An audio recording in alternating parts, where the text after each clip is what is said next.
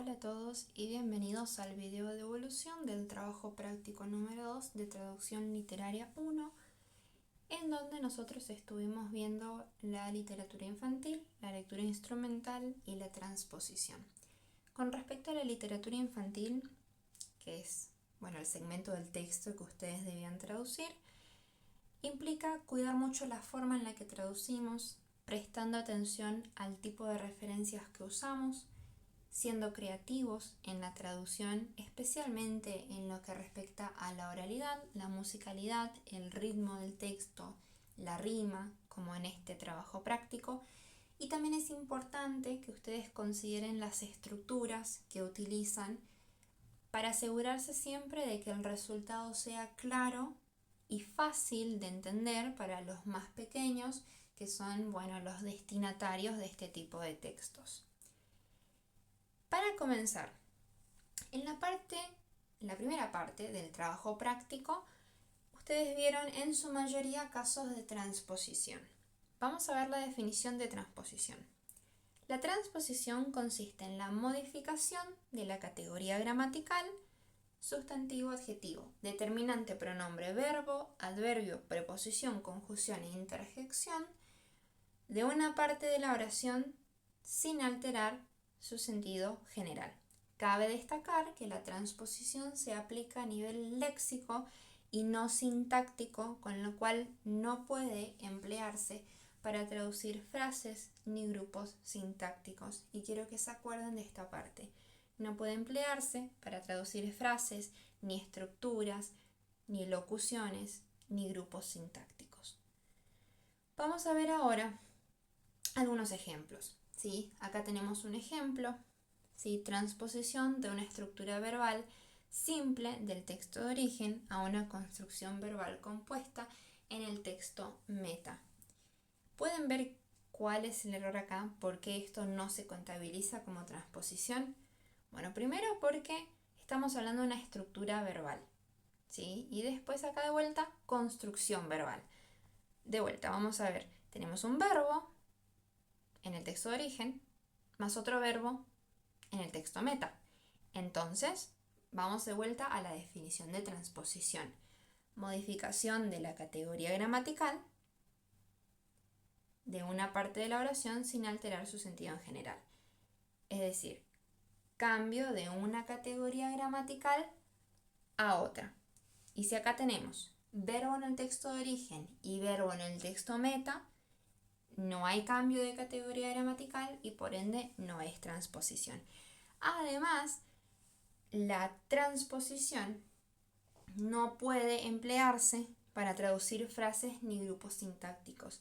Y en este caso se está hablando de una estructura verbal y de una construcción verbal.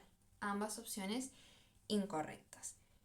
Es importante que tengan esto en cuenta, que siempre se fijen que están cambiando la categoría gramatical de la palabra. Vamos a otro ejemplo. Transposición de un verbo en infinitivo en el texto de origen a un verbo en subjuntivo en el texto meta. ¿Pueden ver cuál es el error? Vamos de vuelta. Verbo en infinitivo, verbo en subjuntivo. Sigue siendo verbo. Tenías un verbo en el texto de origen, en el texto meta seguís teniendo un verbo. Según la definición de transposición, debe haber un cambio, alguna modificación de categoría gramatical. En este caso, seguimos teniendo un verbo en el texto meta, no hay cambio de categoría gramatical y no es transposición. ¿Sí? Ahí lo dice claramente. Antes de seguir con el otro ejemplo, les quiero mencionar que este tipo de ejemplos suelen ser muy comunes cuando uno le pregunta a la inteligencia artificial. Cuando uno le pregunta a ChatGPT o a Gemini, por ejemplo, que en este fragmento de texto les encuentre ejemplos de transposición, siempre la inteligencia artificial, y no sabría decirles por qué, cuál es la razón, siempre les da este tipo de ejemplos. De una construcción verbal a un verbo en subjuntivo, verbo en infinitivo. Tengan mucho cuidado con eso. No utilicen inteligencia artificial, pero si la utilizan, les va a pasar esto. Y pasa muy de seguido, No sabría decirles por qué la inteligencia artificial, pero es evidente que no puede reconocer este tipo de estrategias. Seguimos con los ejemplos. Transposición de un adjetivo en el texto de origen a una construcción verbal en el texto meta. Bueno, dirán, tenemos un adjetivo y después hay un verbo. Pero fíjense lo que dice la justificación. Habla de construcción verbal y si vamos de vuelta a la definición de transposición, no puede emplearse para traducir frases ni grupos sintácticos. ¿Sí? Es decir, no hay transposición. Vamos a ver ahora algunos ejemplos de traducción. ¿Sí? Antes de pasar a los ejemplos y para cerrar la parte de transposición, nada más quería decirles que entiendo que la transposición es difícil, todas las estrategias son difíciles cuando uno recién las aprende, pero bueno, malas noticias, la transposición la van a dar de acá hasta que se reciban del instituto, porque es una estrategia muy importante. Cuando ustedes estén haciendo su trabajo final también van a dar transposición, también van a tener que ocuparla, justificarla.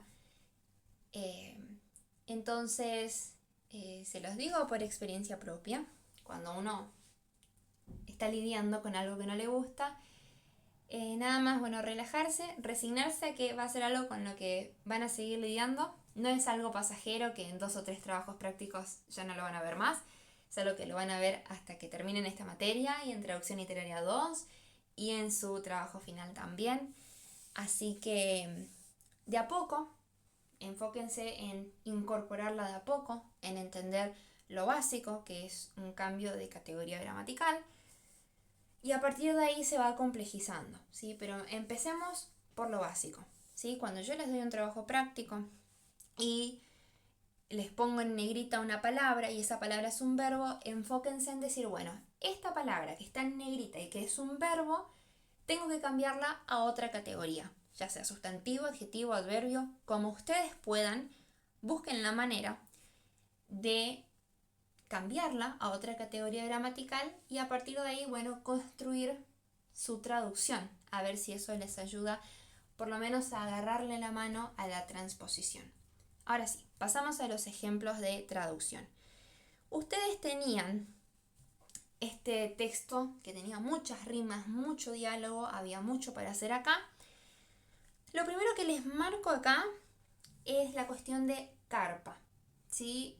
Presten atención al encargo de traducción que les hablaba de español latinoamericano.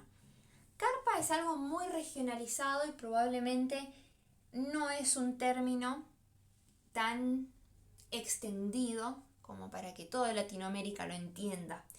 Puede confundirse incluso con un pescado. Entonces había que buscar alguna opción que se adapte mejor al español latinoamericano, como por ejemplo tienda o más específico tienda de campaña, ¿sí? Después tenemos esta traducción. Esta persona tradujo bin por frijol, está súper bien. Esta persona utilizó la palabra micro.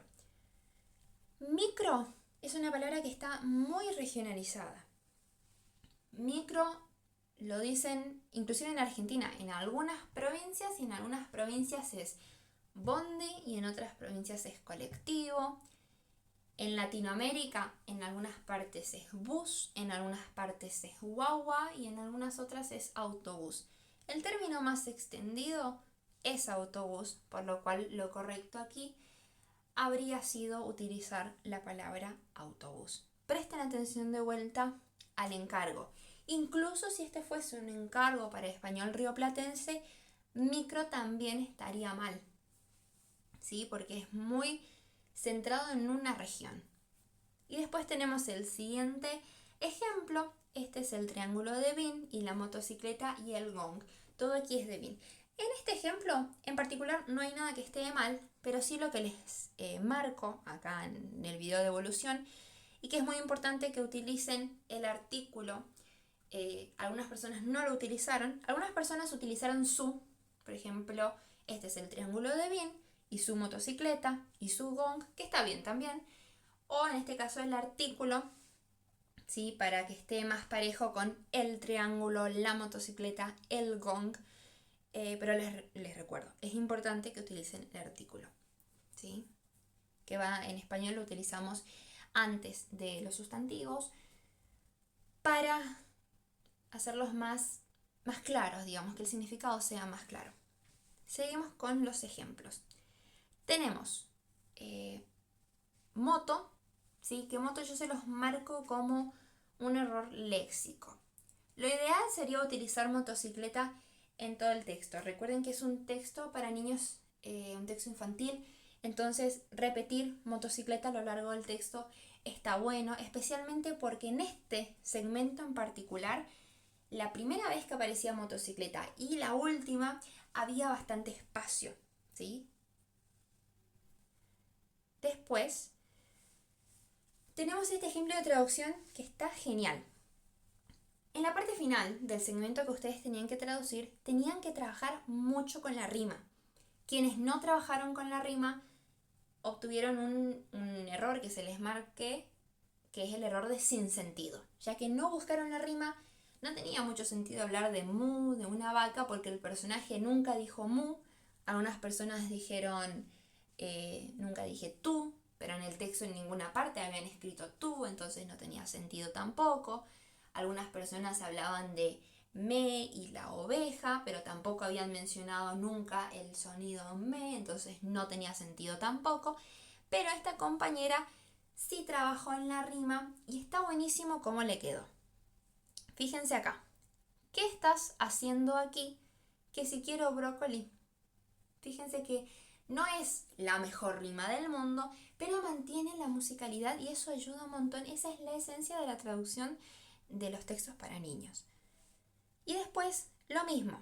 Apaga la moto. Ahí después le marque el error de moto, bueno, motocicleta, para que podamos hablar.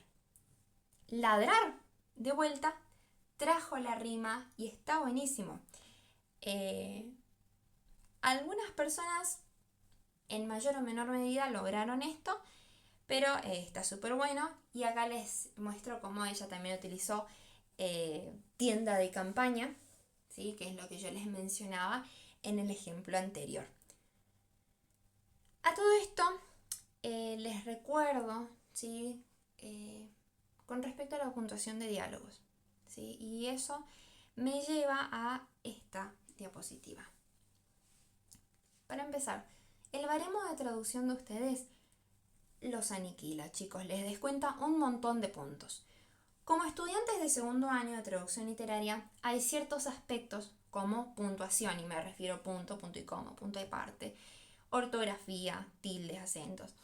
El léxico, estas cuestiones de, la palabra que estoy usando es apropiada, es formal, es muy informal. Y los errores de sentido, por ejemplo, toda la parte final con respecto a las rimas, son cuestiones que ya deberían estar en gran medida incorporadas desde el primer año. Por ese motivo, los errores sí se penalizan de manera significativa en el baremo que tienen ustedes.